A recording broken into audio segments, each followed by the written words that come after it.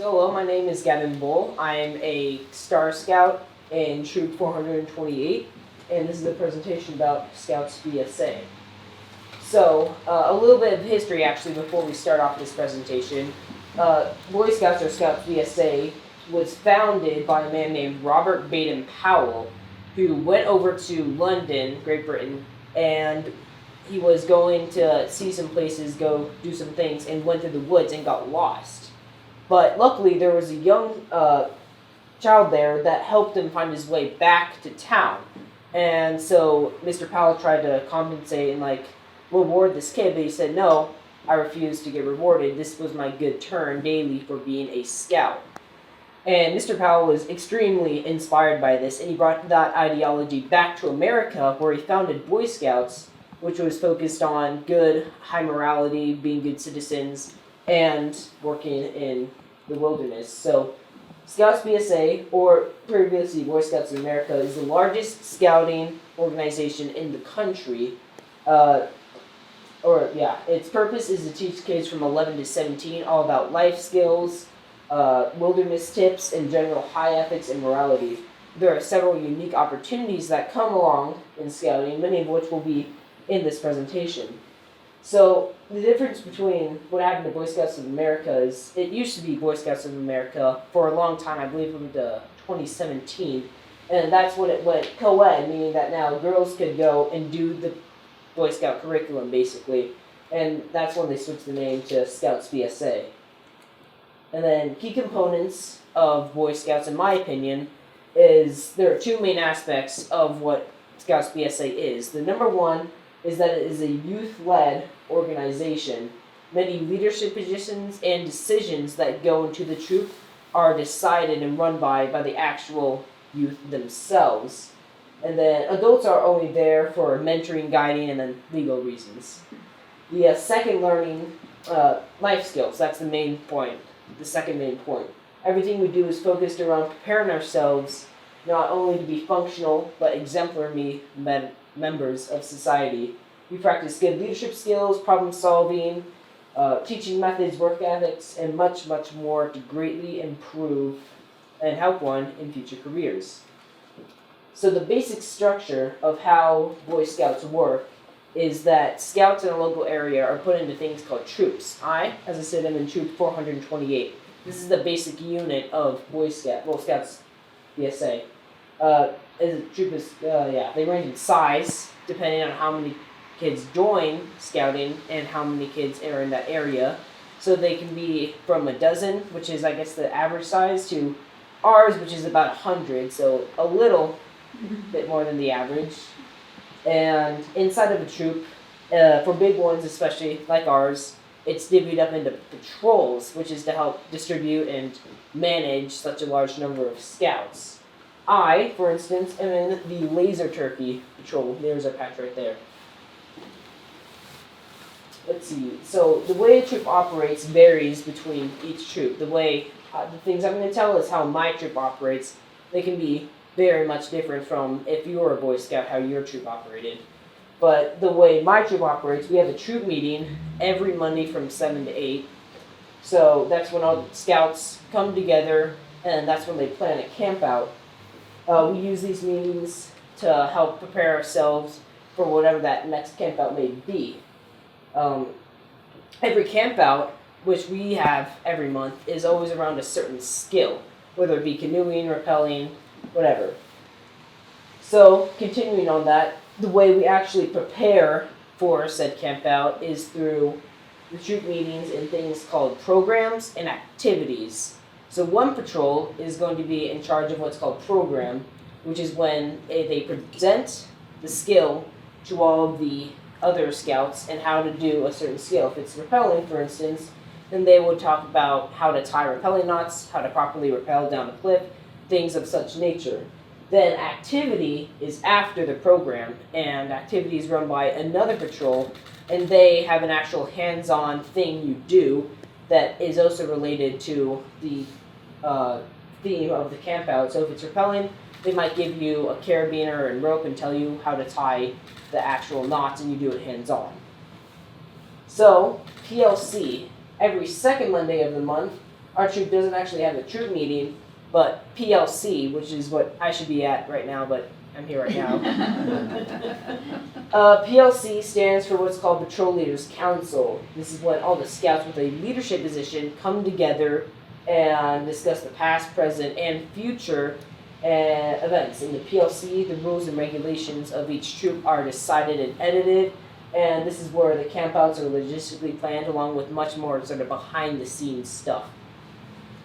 So, patrol meetings. Every so often, we'll have a patrol meeting. This is where the entire troop does not meet together, but the patrol does for a sort of mini PLC, where they can either plan any program or activity that's upcoming, or talk about what they're going to do for the next campout.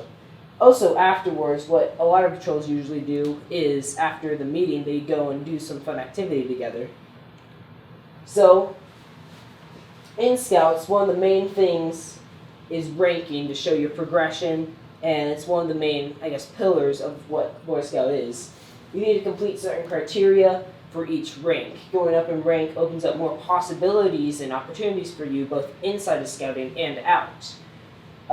It starts down at Scout, then goes up Tenderfoot, second class, first class, and then the top three, Star, Life, and then up top, Eagle. So the Scout is not that difficult to get. It shows the basic, like you understand the basic fundamentals of what Scouts BSA is. You recite key things like the Scout Oath and Scout Law, you tie really basic knots, and a little bit more. And then, so the next three ranks, this should be ranks, still typo. So Tenderfoot, second class, first class, these are all three centered around building up your basic wilderness skill set and how to do very basic things. So for Tenderfoot, you learn simple first aid, more, I guess, advanced knots, camping and hiking techniques, and then some more things.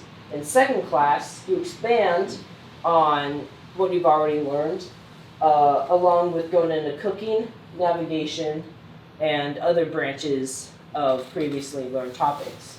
And then finally, in first class, the final rank where you have specific requirements of skills you have to learn, you expand once again on the topics you already learned, and then going into things like aquatic, lashings, and a few others. Finally, before we get into the top three ranks, I should probably mention something called merit badges, which I have right here on my sash. They're basically, the next ranks require merit badges, and merit badges are basically, I guess you call them, crash courses in a certain hobby, job, occupation, field of whatever. And there are currently 135 merit badges you can take. There are two types of merit badges as well, Eagle required and non-Eagle required. So Eagle required merit badges are very specific ones you have to get to obtain the rank of Eagle, Eagle required. These are things like camping, cooking, first aid, and more. I have, I believe, six I have right now. I have first aid, emergency preparedness, citizenship in the community, nation, environmental science, and then swimming. And then I need 7 more to fully get Eagle. And the next one are all these other ones called non-Eagle required. They're also important as well. You need to get a certain number of them, but you can take whatever you want. And they really range from basically, if you can think of a big job or occupation, there's most likely going to be one. Some of the ones I took: space exploration, fingerprinting, music, movie making, small boat sailing, archery, aviation. They have a huge range of topics you can take. So the rank I am currently at is Star. So you need to earn 4 of those Eagle required and then 2 non-Eagle required merit badges. You also need to hold what's called a leadership position in the troop for at least 4 months. I'll get into a position. It's basically a position in troop is a specific role you undertake to help maintain the troop. It is youth-led, after all. So leadership positions, there's a bunch of them, but I should not do them quickly. There are lots of leadership positions in Scouts BSA. First up, the big one is patrol leaders, which I was last, what's called term. It's when one takes care of, maintains, and conducts a patrol and helps them run smoothly. Then, what I am currently now is quartermaster. These people are what maintain and take care of the troops' equipment, like camp gear, cook gear. If they have a trailer to transport it, they run and operate the trailer if anyone needs anything. Then troop guides are people that gradually integrate the new scouts that just joined Boy Scouts into Boy Scouts. This is a big leap, a really large leap. They spend a few months with them trying to teach them the basic fundamentals and things like that. And then the final few, there's the big, basically president of the troop is the SPL, Senior Patrol Leader. They're the overseer and conductor of the troop as a whole. Their jobs and requirements are similar to that of a patrol leader, but just taken up a notch and over the entire troop. Then ASPLs, or Assistant Senior Patrol Leaders, are people that help out the SPL with specific items and certain branches, like you could say. There's an ASPL of rank advancement, ASPL of troop guides, and a lot more. They help lighten the burden, basically. And then there are several other, like, just about a dozen, I'd say, more smaller positions in the troop. You could be a bugler, scribe, librarian, webmaster. All are important. Life. This is the one I should be getting in April, I believe. Life is basically a repeat of the STAR requirements, except for a few differences. You only need 3 Eagle Choir merit badges instead of 4, and you need 6 months of a leadership position, not 4. But this is not that hard to get since a term of a leadership position is already 6 months. It's no real problem. Also, you need to teach a younger scout a certain skill using the EDGE method, which is basically our way of teaching things. And then finally, the big honcho, there's the Eagle. You once again need to be in a leadership position for 6 months, get the 6 final Eagle Required Merit Badges, and 4 non-Eagle Required Merit Badges you need to get. Finally, what makes getting Eagle notorious and what really sets it above the others is what's called the Service Project. It's similar to the Gold Project.